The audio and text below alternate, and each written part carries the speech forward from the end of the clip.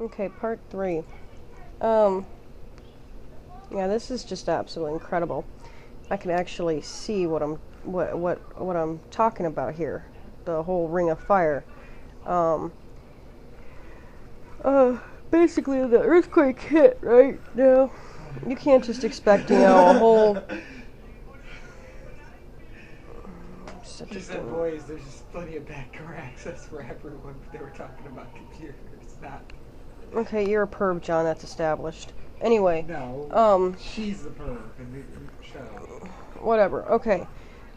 Basically, whenever an earthquake happens, especially to a small country such as Japan or New Zealand, you don't really, Okay, let me give an example. If I were to just smack this table really hard with my fist, as hard as I possibly could, um, which two effects would you think happen? That there'd just be a loud bang and that's it? Or option B, stuff gets knocked down, knocked over. I might end up, I'm not that strong, but let's just say that I had the, power of Hulk and it compelled me. Punch a hole right through the table, splinters flying everywhere, stuff getting overturned, dumped, spilled. I mean, chaos, right?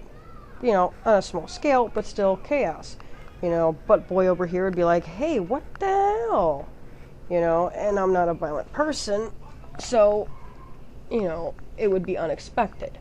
But he does know I have a temper when I'm pushed.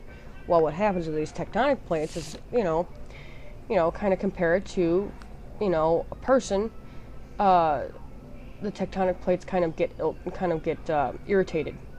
They're knocking around, they're bouncing around, they're bouncing off each other, and they're shaking and stuff like that. And then something happens for whatever reason. The pressure of them, trying to smush themselves together becomes so great that an earthquake occurs. Now, with an earthquake, there comes floods, destruction, fires. Especially if it's a overpopulated and industrialized country such as Japan.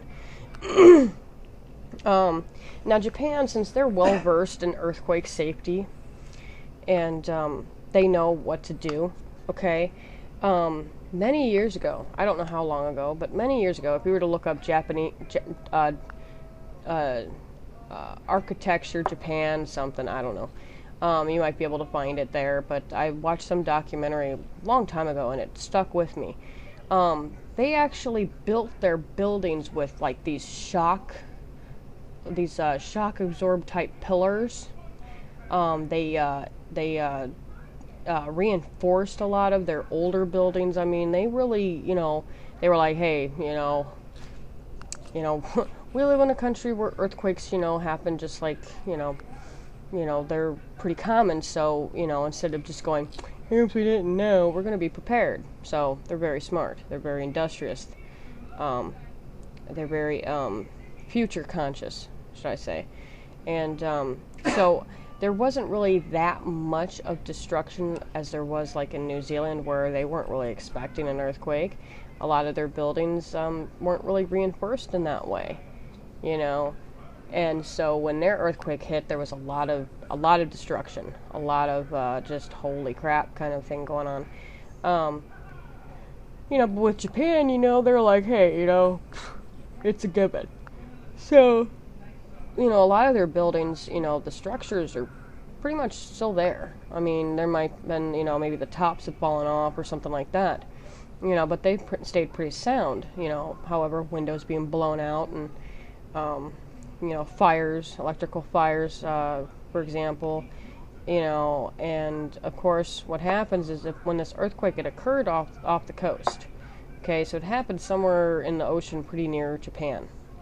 Okay, and it's right on the very edge of this, like, God-shaped fist dent of the Ring of Fire. And what happened is, this is how I'm imagining it, okay?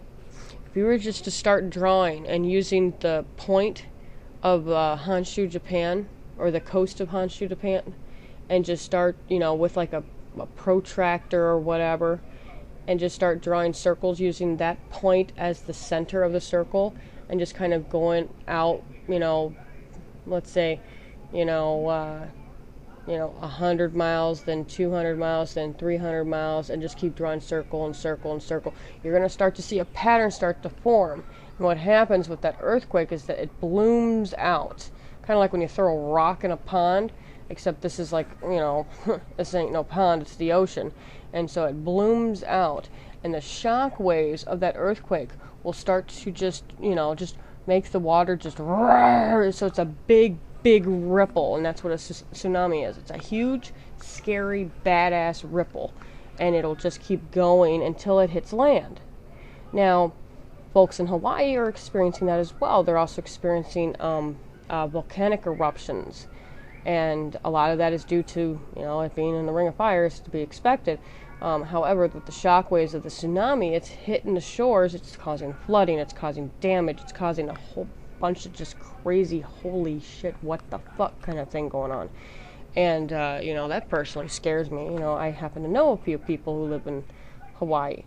But as you keep expanding that circle out even wider, you kind of notice that once it hits land, it'll kind of go catawampus, and you'll have ripples going this way and ripples going that way, and ripples it'll kind of sidetrack the shockwave, so to speak. So, but seismologists have researched this for years, and so they know, okay, if it hits this land mass at a certain angle, then it'll bounce off in this direction. It'll bounce off here. It's all mathematical, and it's beyond me because I'm just that side of my brain doesn't get tweaked very often. So I look at things from like a design perspective. I don't look at it in a mathematical way. I just look at it as, a design kind of thing. And what happens is all along the coast, like the Gulf of Alaska, all the way British Columbia, Canada, Washington State, Oregon State, California, and maybe even down on into Baja California, which is the Gulf of California, all of them are on high alert right now. Okay? As I would imagine, those who live in that little dangling, looks kind of like a downward thumb of Siberia, and just that whole general area, and Hawaii too, maybe even down into like the Philippines and Papua New Guinea and Indonesia and etc. They're all on high alert right now, and they have been since that earthquake hit. I don't know when that alert's going to be lifted, because what happens is with ripples, depending on how big the ripples were when they started out, then it'll determine how big the ripples will be when they finally hit another landmass. Okay? And every time it hits a landmass, it gets diffused a little bit, depending on how big that landmass is. It's all technical. It's all above my head.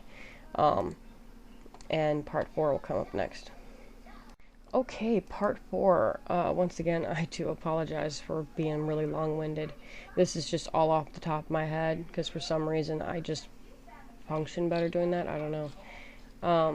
But anyway, all of these poor souls that are involved in all these earthquakes, be it the one that just happened early this morning, or yesterday, depending on however you want to see it, and also those that were affected by the New Zealand earthquake from recently. Basically anybody really that is a victim or a survivor of any kind of cataclysmic events. I've always felt really bad for those people. It's like, wow, I'm really lucky from where I live. What, my sweet darling? I told you that I was going to ask after Daddy was done with that show, and he's not done yet, baby. Can you go on in the living room and wait, please? And as soon as Daddy's done with that show, I promise you I will poke him and say, hey, get baby girl some milk. Okay? Okay. Okay. Just go on, sweetheart. Go on, baby. As soon as he's done with that show, I will poke him, okay? Anyway, you know, my heart goes out to all those people. You know, any kind of cataclysmic event, be it man-made or natural event, has always shocked me. Growing up, I used to have nightmares, and the only night, and it wasn't like being chased or any kind of like things like that. It was I would have nightmares of storms, of tornadoes, of hurricanes, of I didn't have any earthquakes, but and a lot of that's symbolic, but that doesn't matter. Point is natural disasters scare the shit out of me. Always have, always will. Even thunderstorms, when the power goes out, I instantly go, oh crap. I have panic attack disorder anyway to begin with, so it's not exactly that good, and along with my blood pressure that can't seem to, normalize and stabilize, So when I hear about things like this, of course it scares the shit out of me. But not only that, it makes me feel really bad for these people. They lost their homes, a lot of them lost their lives, a lot of them they can't even account for all of them yet. They're scrambling, trying, I mean, okay, a lot of the buildings are still standing, most of the infrastructure. Whoop-de-doo. Where's, so-and-so's, wife, he went to work, earthquake hit, he ran home, or whatever, and tried to find his wife in the rubble, and, there's no sign of her. Or, just anything. I mean, I'm just giving one example. I'm not giving several. My heart really hurts for these people. And,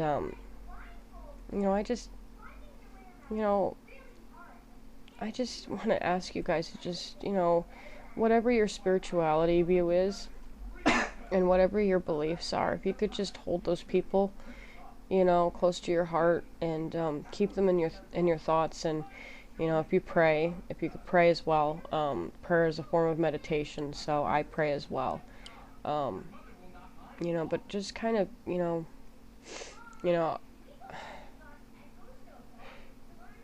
I feel so bad for them, and I don't know if that's just my sensitive emo side. Excuse me.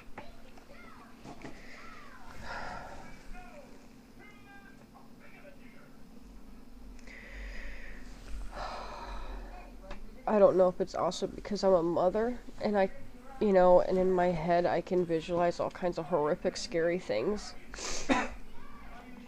And, everybody is somebody's child. Whether you're a good person, a bad person, whatever.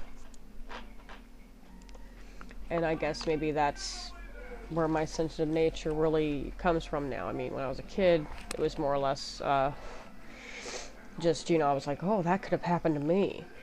And now that I'm a mother, it's like, oh my God, that could have happened to my babies, or that could have happened to me, and then where would my babies end up, things like that. And, I just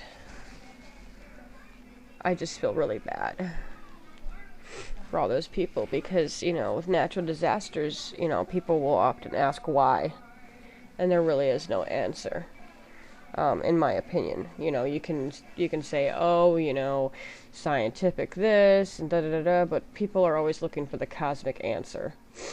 And that's just something you just have to find within. Nobody can really tell you, how to believe or what to believe or who to believe. You have to just come to your own understanding and your own interpretation of things, But I have to shut up talking about this right now, because when my daughter sees me cry, she gets upset and she'll start crying with me. And so I have to just kind of just suck it up and shut up. And, but you guys, I'm not telling you guys to do that. I'm doing that. So, but if you could just keep, all these people in your thoughts and prayers, and just, hold them close, and if you're able to donate, try to find a good reputable cause, or a good reputable source that will go directly to the people. Because unfortunately there are assholes out there that will set up this fund and say it goes to them, but really it doesn't. So, make sure that you're going to reputable donation places. if you want to contribute that way. Or if you're able to, help out personally, more power to you. You're a better person than I am. I'm not able to just, hop on over there if I could. And right now I'm so far in debt I can't even see past my eyeballs sometimes. So I feel kind of like my hands are tied. All I can really do is just, keep these poor unfortunate souls in my heart and mind, and just, hope and just hope and hope and hope and hope and hope that everything turns out okay. But that's pretty much it for today. I might post something later on to kind of just knock myself out of this mood. But for now, this is the hippie chick from Hippie Chickopolis. And, I hope that everybody tries to have a good Friday. Excuse me, despite all of this bad news. And those of you who live along the West Coast line, I will definitely be keeping you in my thoughts and prayers as well, because you are, all of you, no matter where you are in the world. You can be from Mars. If you are on my friends list on Facebook, you are one of my friends. But I'm just kind of highlighting the ones that live in that particular area. Please be careful. Research, tsunami precautionary tips and whatnot. Get prepared.